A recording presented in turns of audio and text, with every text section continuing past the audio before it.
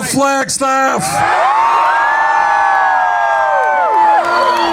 Okay, thank you all very much for coming out tonight. I apologize that it appears we don't have enough room inside. But we do have loudspeakers and you can enjoy the cool evening, not the warm inside, so you're very lucky for that. And we hope that you'll stay to hear the remarks. Here's where we're at. This country faces enormous problems. We have massive levels of income and wealth inequality. Middle class of this country is disappearing. Almost all new income and wealth is going to the top 1%. And you know what? That is not satisfactory.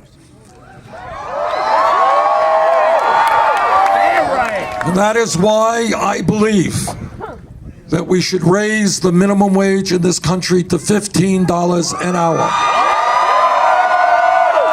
Now, I understand, I was just told that your governor here is making it harder for municipalities to raise the minimum wage. That seems to me to be exactly the opposite of what we should be doing. But the bottom line is we've got to do that nationally. We also need pay equity for women so they're not paid 79 cents on the dollar. We need to end a corrupt campaign finance system. What America is about is one person, one vote. It is not about billionaires buying elections. We need to reform a broken criminal justice system. As a nation, we should not be having more people in jail than any other country on earth. Instead of locking up large numbers of young people, often African American, Latino, Native Americans, you know what we should be doing? You know what we should be doing? We should be educating them. We should be creating jobs for our young people, not locking them up. And when I think about the way this country, from way back when, from the beginning of this country, has treated Native Americans, it is an absolute disgrace.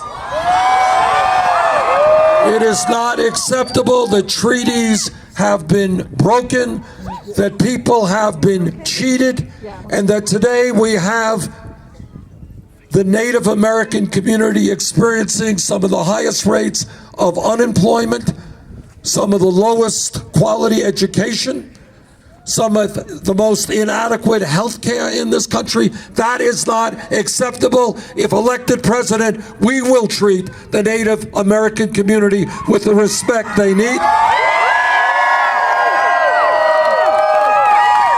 In this country today, we have 11 million undocumented people, and I know you got a sheriff around here who apparently takes pleasure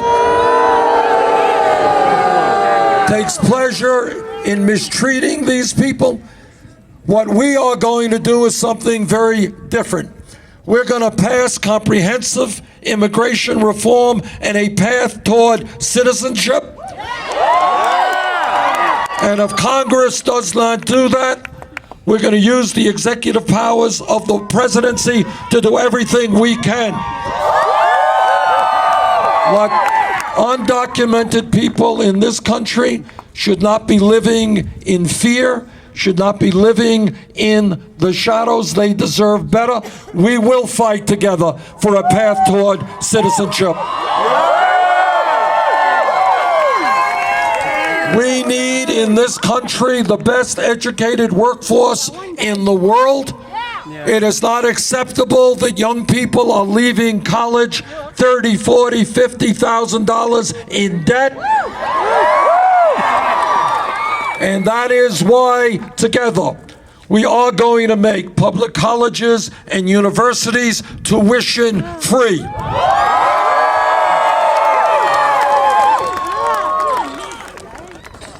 And we're going to pay for that through a tax on Wall Street speculation. If the Congress could bail out the illegal behavior on Wall Street, surely Wall Street can help the middle class today. I am a member of the Senate Committee on the Environment. I have talked to scientists all over the world. Climate change is real. It is caused by human activity. It is already doing massive damage in this country and around the world. We have got to summon up the courage to take on the fossil fuel industry. And we have got to transform our energy system away from fossil fuel to energy efficiency and sustainable energy. A state like Arizona has an unbelievable natural resource. It shines every day. Utilize it. Arizona can be providing electricity throughout the West. So we need to invest in solar. We need to invest in wind. We need to invest in geothermal. That is the future of our energy system.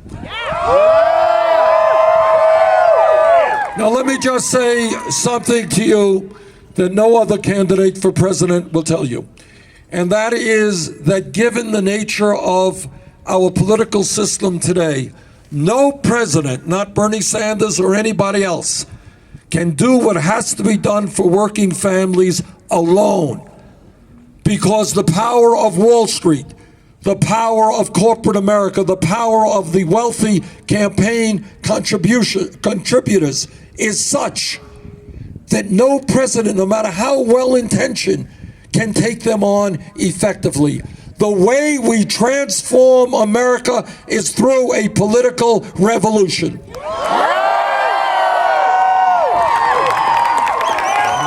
In other words, millions of Americans are going to have to stand up, fight back, and demand that we have a government that represents all of us, not just billionaire campaign contributors. Now, on Tuesday, Arizona is going to be having a very, very important primary. And I will tell you what has happened in past primaries and caucuses. We win, and we've won 9 states so far. We win when the voter turnout is large. When working people and young people come out in large numbers, we win. When the voter turnout is low, we lose.